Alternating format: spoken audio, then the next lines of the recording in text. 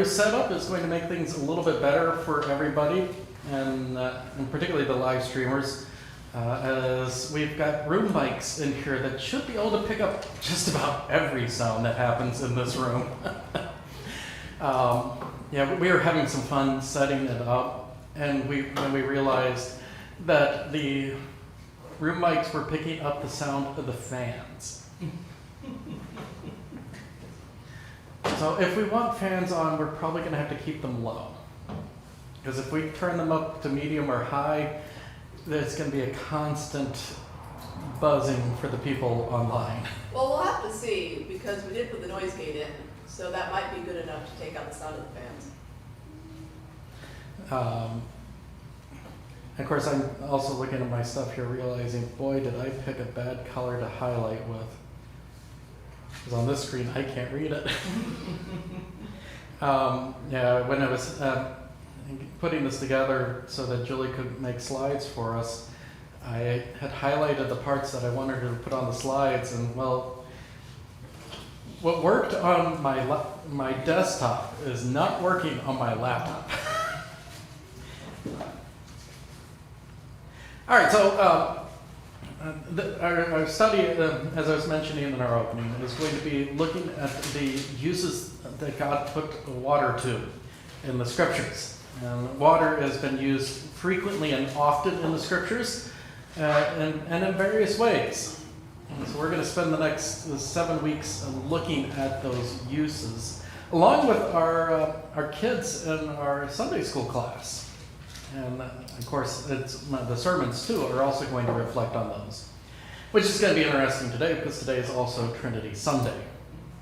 So I hope you all came prepared to say the Athanasian Creed. Though we are going to do it responsibly, so. Anyhow, so we're going to be starting at the very beginning. We're going to be in the Garden of Eden. So we're going to go ahead and get started here.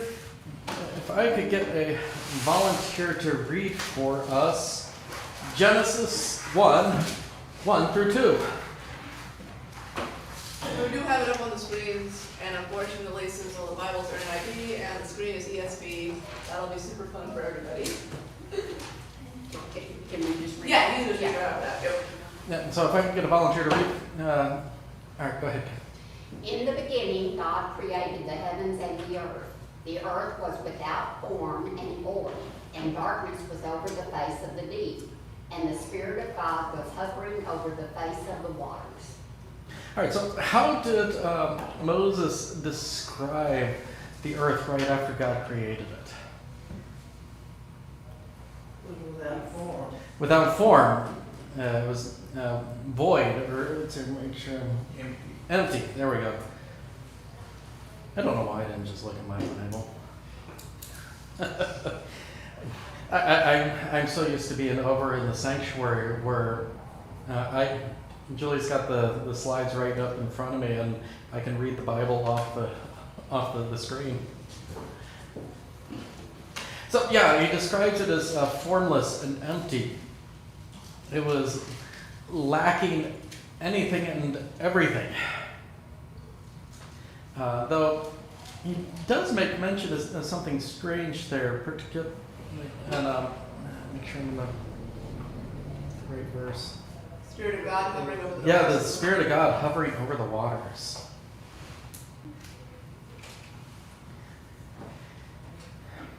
How can there be waters when everything was void and empty?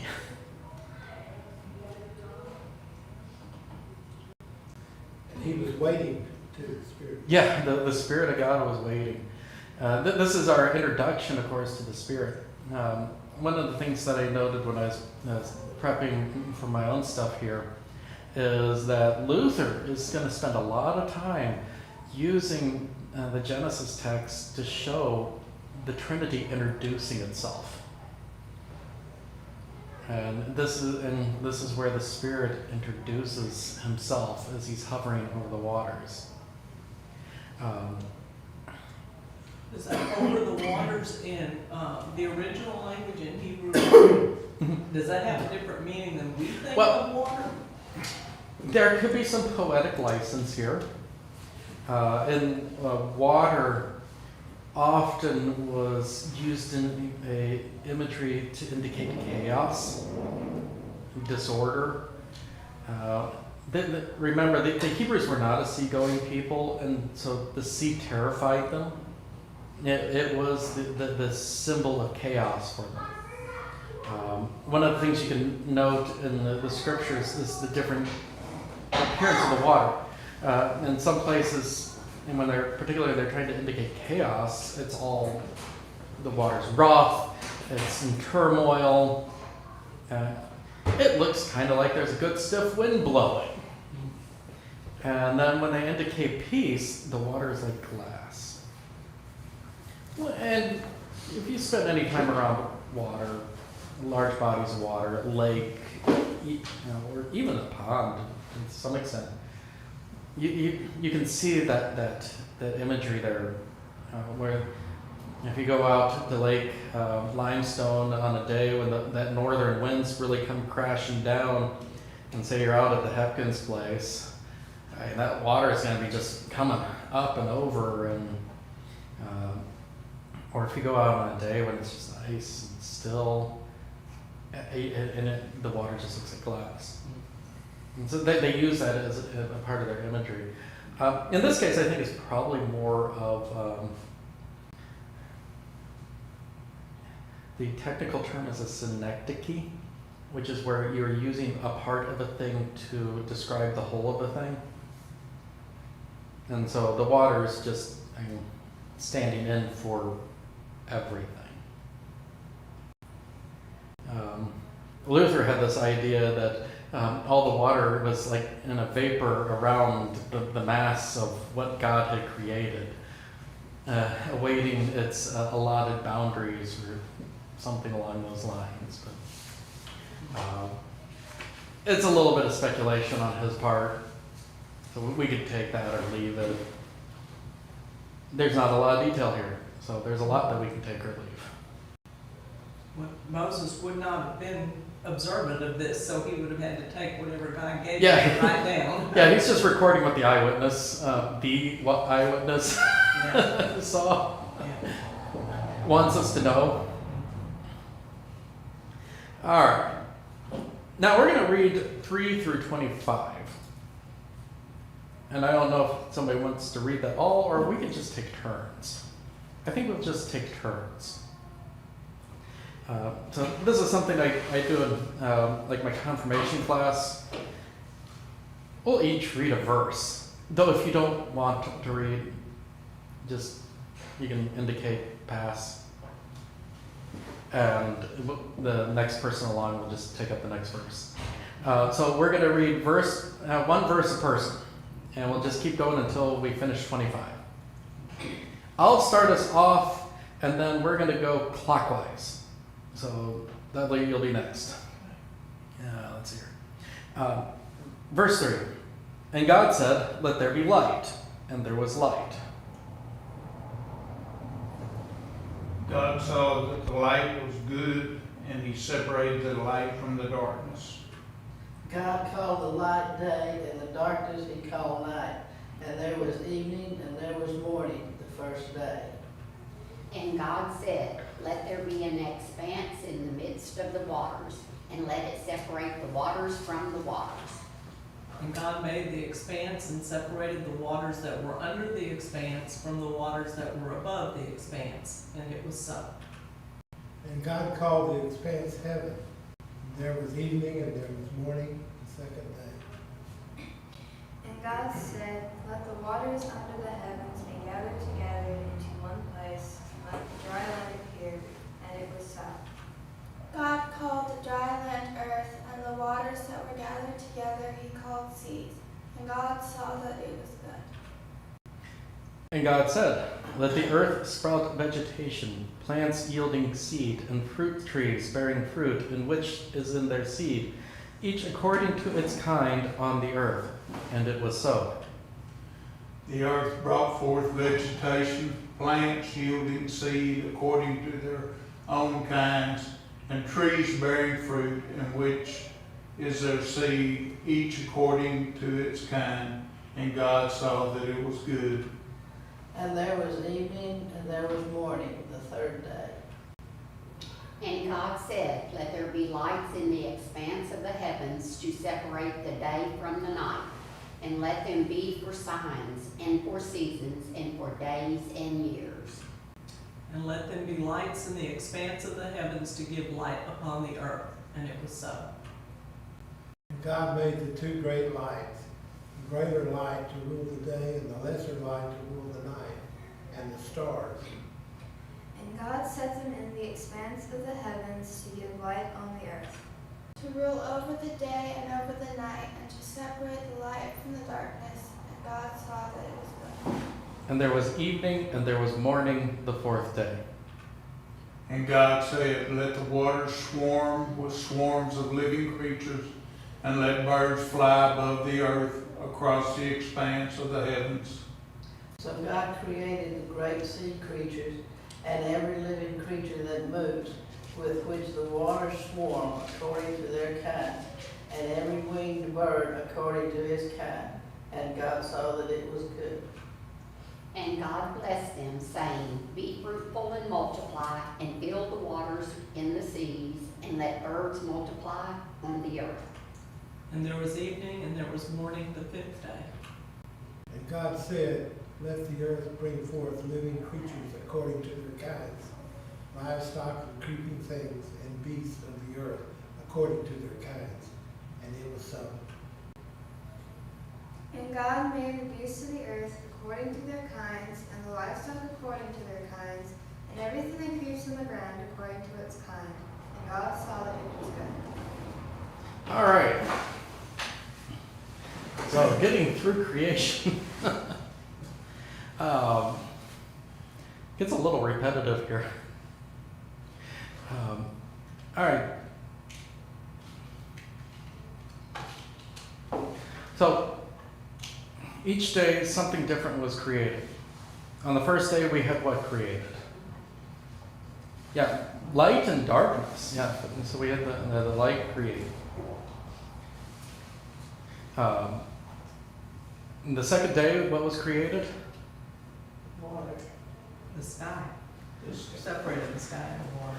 Yeah, he separated the waters. One water became the heavens, and one water became the seas. So, kind of a weird series of things.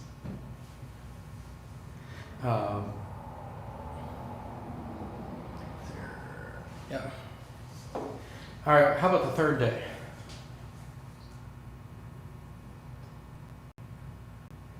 Made dry land.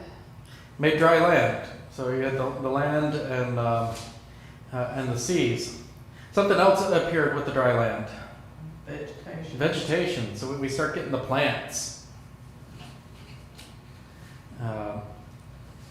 Those plants are a big thing to have around, aren't they? All right, the fourth day. Sun, moon, stars. Yeah, the sun and the moon and the stars. And this has always been one of the things that I find interesting. He created the light before he created light sources. Yeah. Could there be any connection to time being created at the same? It's measured, light is measured in time. And was there time before that? That's what the guy says. Yeah. And he was in creation, he was creating time. Prior to creation, there is no time. God exists outside of time. A thing which is really hard for us to grasp in our heads because we're used to thinking chronologically. Right? Time is a part of who we are. That's why we have a hard time understanding heaven. Yeah, that's one of the reasons we have a hard time understanding heaven, because heaven's going to be a place that exists outside of time. And so that's going to be a really weird experience for us who've grown up with the progression of time and with a fascination of time. A lot of people wear watches so that they can always know the time. And even the people who don't wear watches, well, they'll use these little devices to help them tell the time. And sometimes we even link the two, which some of us like because that means that our watches are highly accurate. Always adjusting and whatnot. There's clocks in all the rooms, and we got a clock here. What time is day and night? Yeah. I mean, that's, Or if you're really good, you can judge the time, excuse me, the time by where the sun's in the sky. And if, even then, I mean, you don't have to be that good because you can get a relative idea. If the sun's low and in the east, well, it's early in the morning. If it's straight up, well, it's getting right around lunchtime. And if it's low and in the west, it's getting on dinner time. But if you're really good, you can look, oh yeah, it's about 10 o'clock. I'm not that good. They tried to teach us how to tell time using sticks and such when I was in Boy Scouts. I never really mastered that. Now you gotta have it all in a circle and the sticks in each one in the middle and let the sun shine. Yeah. Of course, one of my favorite music artists is Weird Al Yankovic. Does those parodies. Well, he has one song that's called Amish Paradise, and in the video, he's got this Amish guy who has on his wrist a sundial, and he's looking at it. Go, is that really the time? And he starts shaking. I just like if we were using one of the old watches with all the gears at such that tick. But it struck me that light is created before what we normally associate as sources of light. One of the things for me is that it just emphasizes the supernatural manner of creation. Because this is violating what we know of the physics of light. Light requires a source by the laws of physics. Something has to happen to create it, be it a biological reaction, which you can witness out in the ocean. You can also witness it on land. One of my favorite foodborne diseases, it's completely non-toxic bacteria. Doesn't hurt people, but it has caused numerous heart attacks. Because what it does is it makes meat glow in the dark. And so you've had people where they realize they left the leftovers out on the counter. They go running down to their kitchen to go put away the leftovers, and it's in the dark. And then they walk in, and the roast is glowing. And people get scared, and some have had heart attacks that way. The bacteria are creating the light. If you go out onto the ocean and you're watching big ships that go, you can see the algae creating light as they're churned up and excited in the ship's wake. In fact, that's one of the ways that they track ships from the air, is they look for the glowing wake. If you see Apollo 13, where Jim Lovell is describing that scene, that time when all his instrumentation went out on his plane, and he was trying to land it in the dark, and then he saw the wake of the carrier, and that was what guided him back in. But you get the idea. Something has to create light. And here we have light with nothing to create it, as far as we can tell. At least not directly. God will speak about himself being the source of light. But either way, we're still talking a supernatural origin. God doesn't need the sun to make light happen. Yeah, God doesn't need the sun to make light happen. He doesn't need nuclear fusion. He doesn't need electricity running along a high resistance wire. And that's how your incandescent bulbs work, by the way. They have a little wire in them that is at a very high resistance, which means they start to glow because they get hot because of the electricity passing through them. And they don't light on fire because those bulbs are in a vacuum.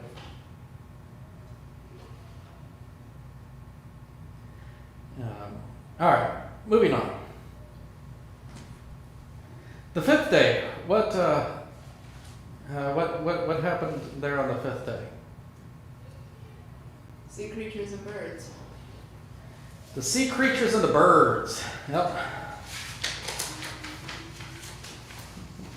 And half of them are my favorite thing to study.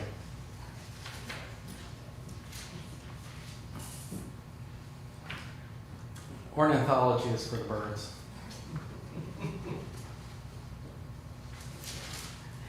I like them. When I was about John's age, I really wanted to be a marine biologist. In fact, that's actually what I started out in school as, was studying marine biology.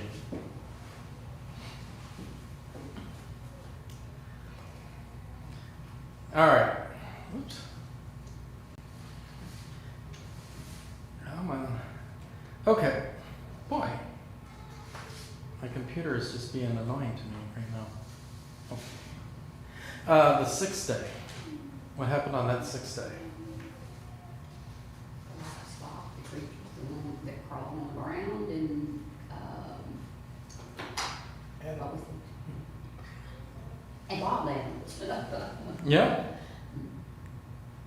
Yeah, so all the land animals are created on the sixth day. Now, we didn't actually get to that yet. Somebody else was created on the sixth day. If I could have somebody read verses 26 through 27 for us. Then God said, let us make man in our image after our likeness, and let them have dominion over the fish of the sea, and over the birds of the heavens, and over the livestock, and over all the earth, and over every creeping thing that creeps on the earth. So God created man in his own image. In the image of God he created him. Male and female he created them. All right, so what else do we have on the sixth day? The creation of man.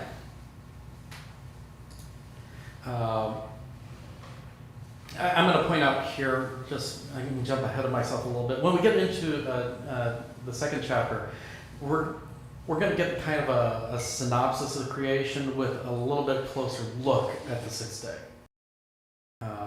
I know sometimes that can cause a little bit of confusion where we got Genesis 1 where it goes and we get the list of the things that are being created, and then back and it goes Genesis 2 and we're back at the beginning of creation. Again, typical Hebrew type thing where they will look at significant things a couple times from different ways. And in this case, Moses is going to show us a closer look at the creation of man. All right, so God created man. What special thing marks out man? And I'm using this in a general sense here. Made in God's image. We're made in God's image. So we are a unique creation amongst all of creation, as we alone share in his image. So as much as people try to point out, hey, we're related to such and such animal, and not really, because they're not created in God's image. Just because God reused DNA and didn't feel like the need to reinvent the wheel every time he wanted something done in a body, doesn't mean that we're actually, related.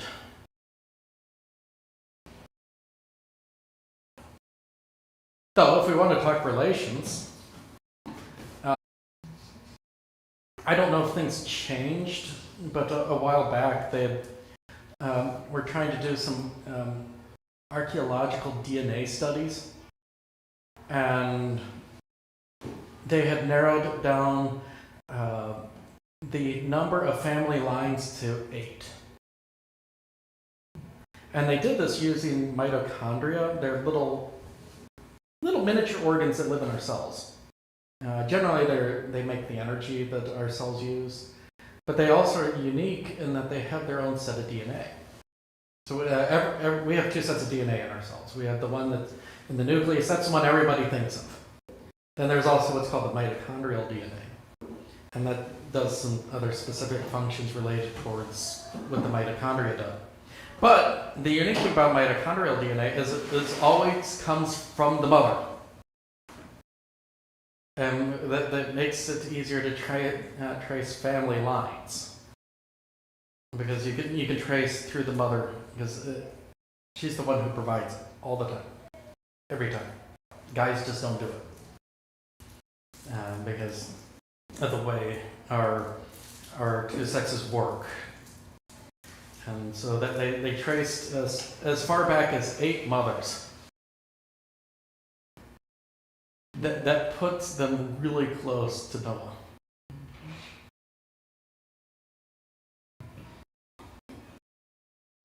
With Noah and his sons and their wives. So just a little bit of trivia for you.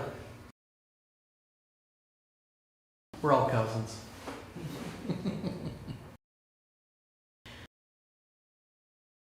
Now, we have Adam and Eve. We have man or woman who've been created. What did they know at this time? God. They knew God, yeah. They hadn't sinned either. They hadn't sinned either. That's going to be a big thing. So not sinning, what did they not know? Didn't know what evil. They didn't know what evil was. This is almost as mind-boggling as the idea of existing outside of time. Can you imagine what it'd be like to know only good? We're gonna get a chance. Yeah, we're gonna get a chance.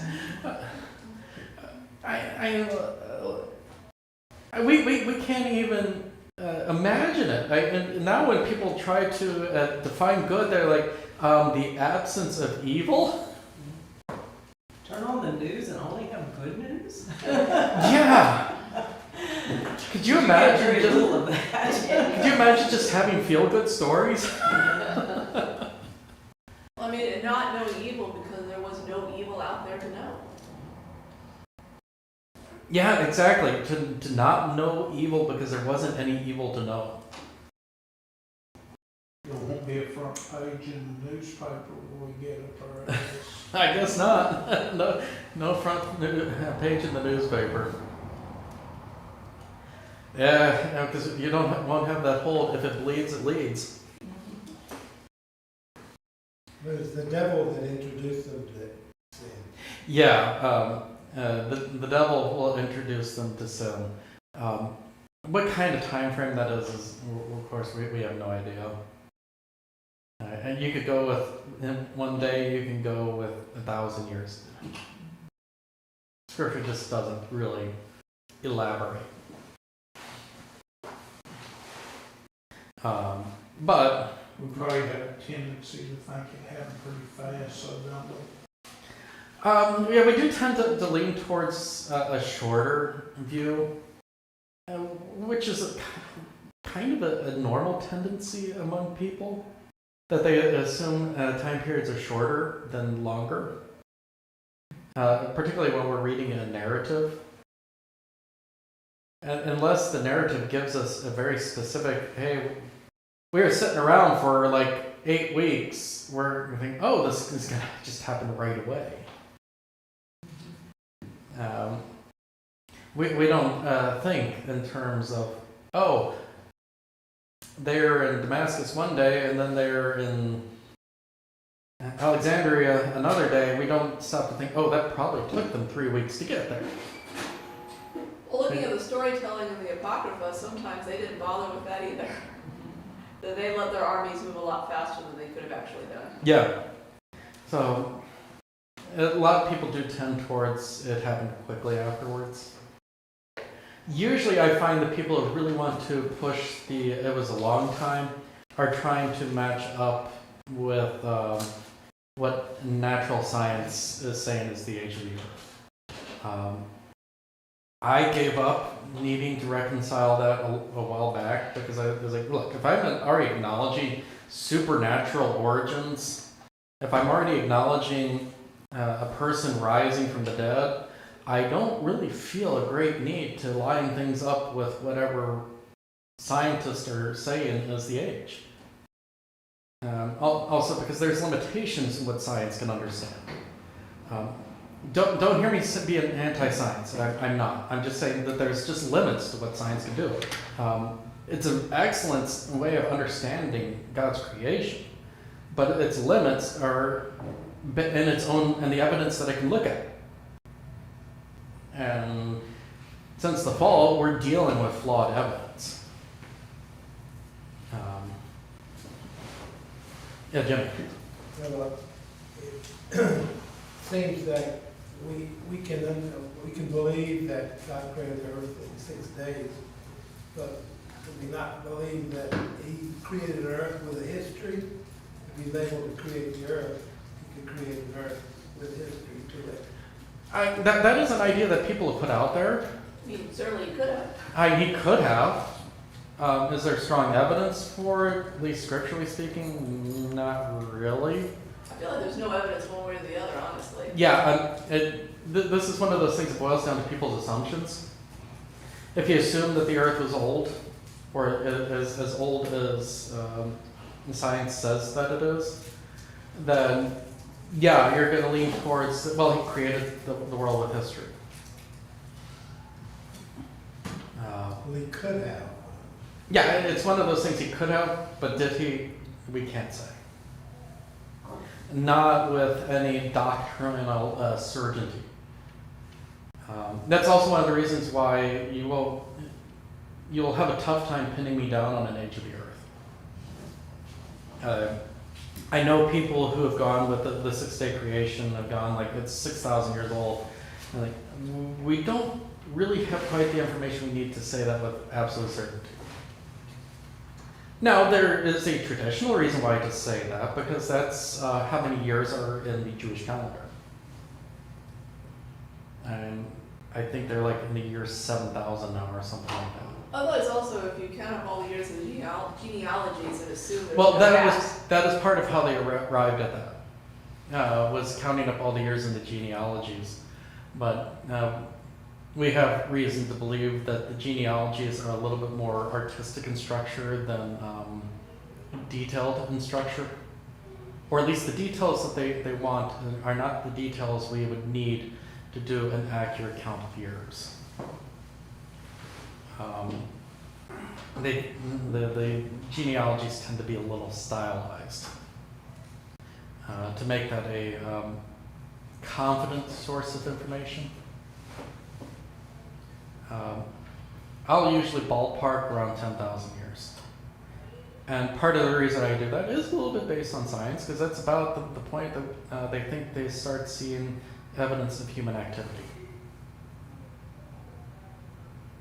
And since I figure, human activity started, 6 days after the beginning of things, 10,000 years, ballpark it. It seems like a decent place to put it.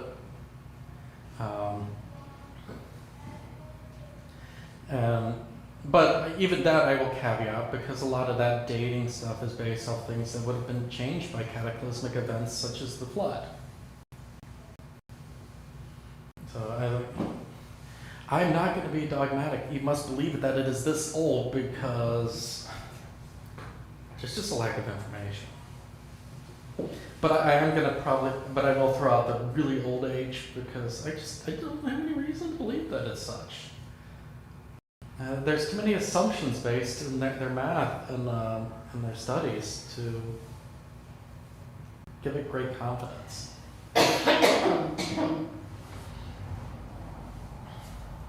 And again, accepting a supernatural origin, I don't have to worry about it following the laws of physics, because God doesn't obey the laws of thermodynamics.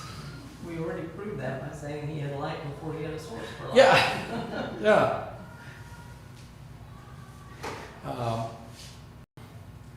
But getting back to our topic here,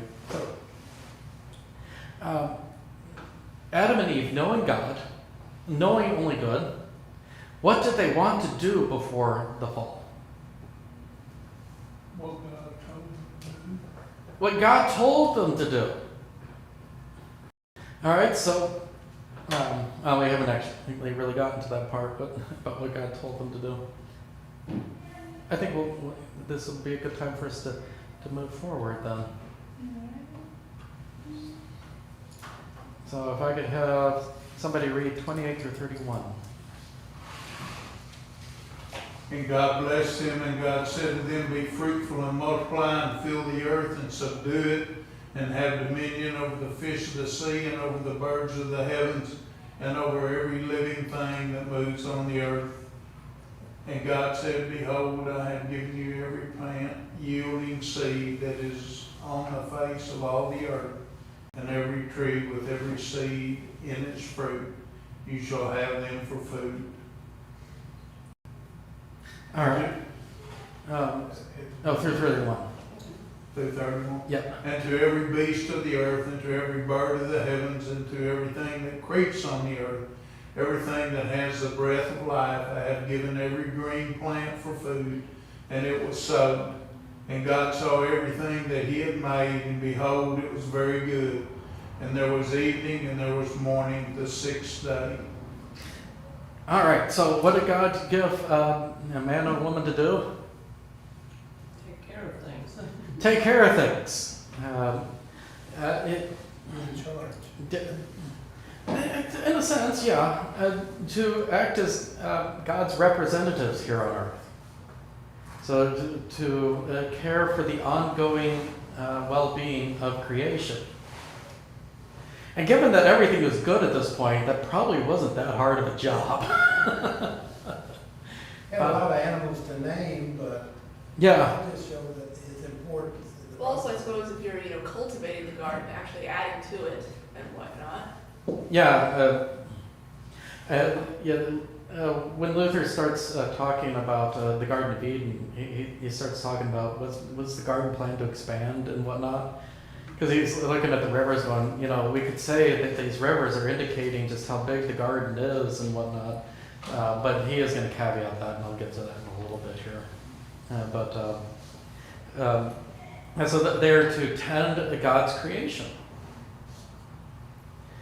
And this, by the way, is one of the things that forms the basis of our understanding of how we should be acting now. You want a bit of some life application here. God has given us to be stewards of creation, and what does he want his creation to do? To thrive.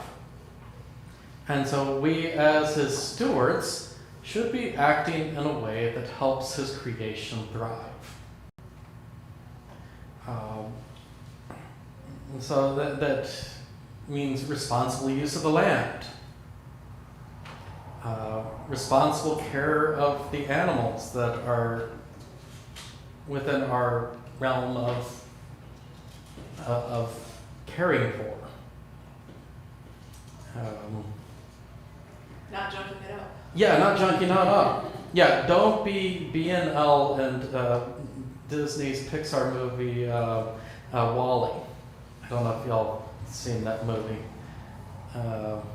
where the earth is just one giant garbage pile because everybody went consumption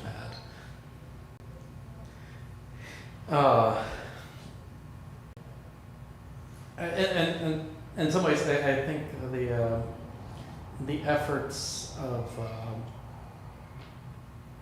the outdoor industry can be a little bit of a good example.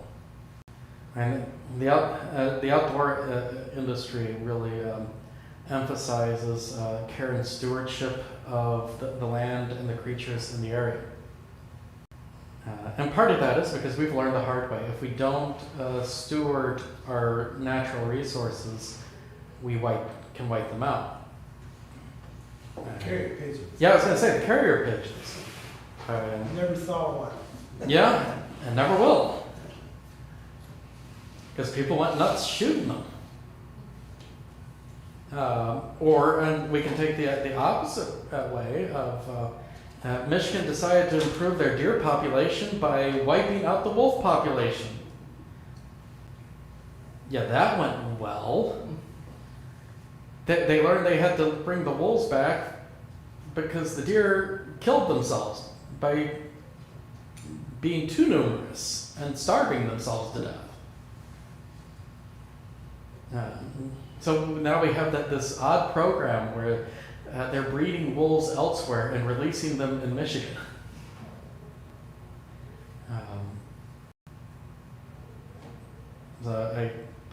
And when John and I were doing our hunter education, one of the things that they stressed was be good stewards of the land that you're going into.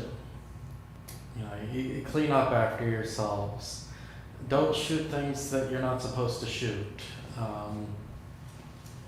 Obey the laws for the limits on whatever animals you're out trying to harvest.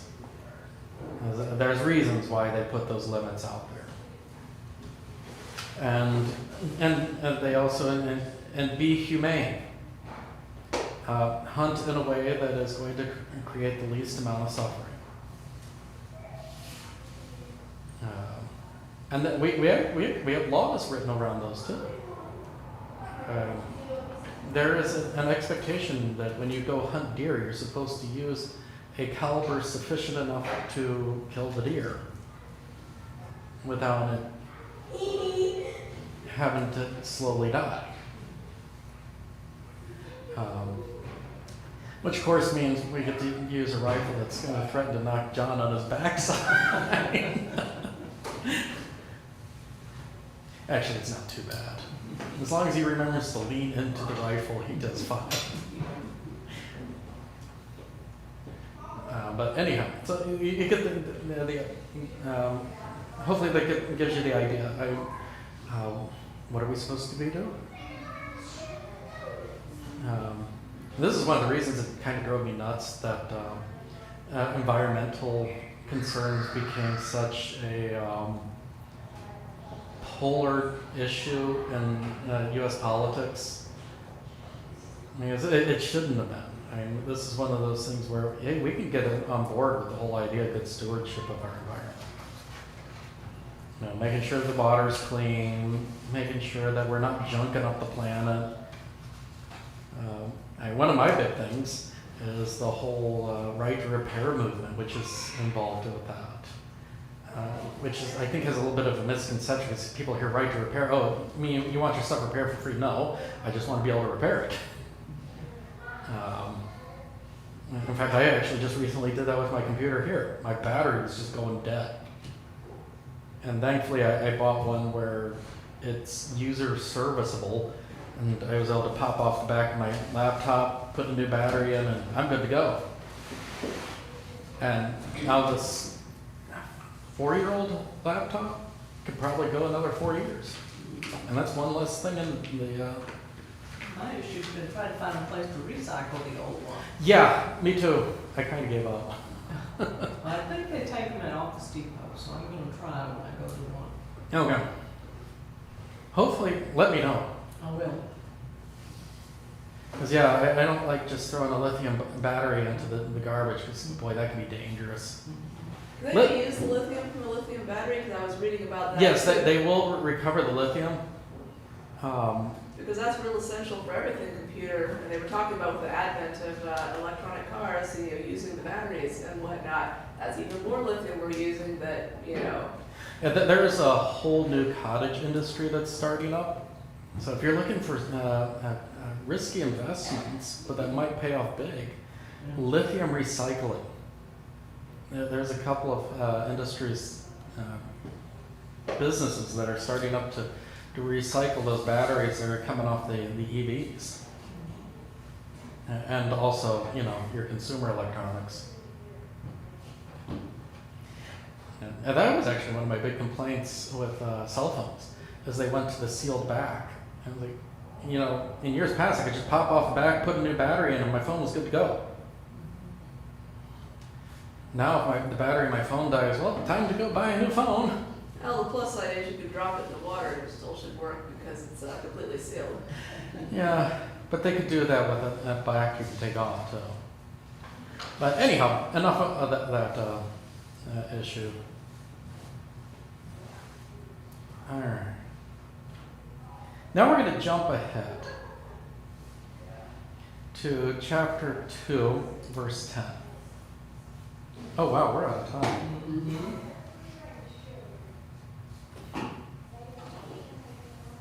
Let's do that anyways. Okay. All right, somebody can read 10 through 14 for us, please. A river flowed out of Eden to water the garden, and there it divided and became 4 rivers. The name of the first is the Pishon. It is the one that flowed around the whole land of Havilah, where there is gold. And the gold of that land is good. Bdellium and onyx stone are there. The name of the second river is the Gihon. It is the one that flowed around the whole land of Cush. And the name of the third river is the Tigris, which flows east of Assyria. And the fourth river is the Euphrates. All right. I'm going to just read what I picked up from Luther's lectures on Genesis. This river, which came from the east, divided into 4 parts, so that every part of the garden was watered. We must think of a very wide area of land, because this garden had been created to be the exclusive and perpetual dwelling place for Adam and all his descendants, of whom there would be a very great number. And I'm going to pick up a little bit later here.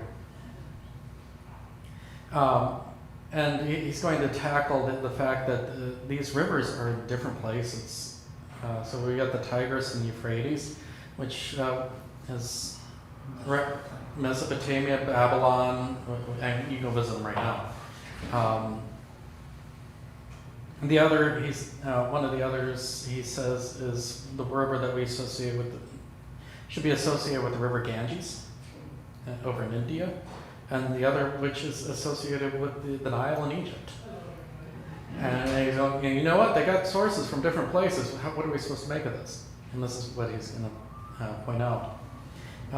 Hence, my opinion, which I also pointed out above, is first that paradise was closed to man by sin. And secondly, that it was utterly destroyed and annihilated, there we go, by the flood, so that no trace of it is visible any longer. For as I also said above, I am fully of the opinion that after Adam's fall, paradise remained in existence and was known to his descendants, but was inaccessible because of the angel who kept watch over the garden with his flaming sword, as the text states. But the flood laid waste to everything, just as it is written that all the fountains and abysses were torn open. Who then would doubt that these sources too were rent and thrown into confusion? And so just as there are mountains after the flood where previously there were fields in the lovely plain, so undoubtedly there are now springs where there had been none before, and vice versa, for the entire surface of the earth was changed. I have no doubt that there are remains of the flood, because where there are now mines, there are commonly found pieces of petrified wood. In the stones themselves there appear various forms of fish and other animals.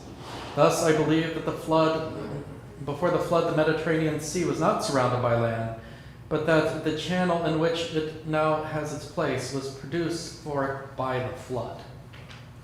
Likewise, the area of the Great Sea, without a doubt, was formerly a fertile plain, and is likely some part of this garden. So also remaining gulfs, the Persian, the Arabian, etc., consisted remnants of the flood. That's amazing that Luther could see all that many years ago. Yes. And this is, again, one of those things that just gives lie to, well, you can't explain these things. That we weren't thinking about these things. We were. But I thought it was a good place for us to stop, as he's illustrating, okay, so these rivers existed. Why do they exist now in the way that they do? And anyhow, we're going to have to wrap up and close. So let's close in prayer. Gracious Lord, we thank you again for your generous creation that you have given to us. We ask that you would continue to bless us through your creation, and also that you would guide us in being stewards of this creation that you have given to us. In your Son's name we pray. Amen.